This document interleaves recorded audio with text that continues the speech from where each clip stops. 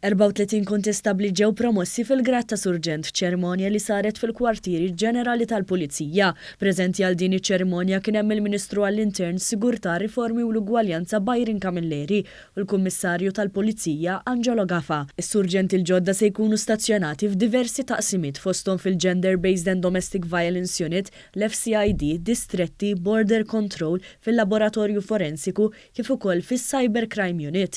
Fil-messaġġ tiegħu lis-surġenti l-ġodda il-Ministru Byron Camilleri qal il-Gvern se jkompli jinvesti fl-għodda fit-taħriġ u f'kundizzjonijiet aħjar dan fost diskussjonijiet fuq ftehim kollettiv ġdid. Żied jgħid li se jitnieda dak li twiegħat fl-aħħar baġit fir-rigward tal-pensjoni ta' dawk li jażlu li joffru aktar minn 25 sena servizz.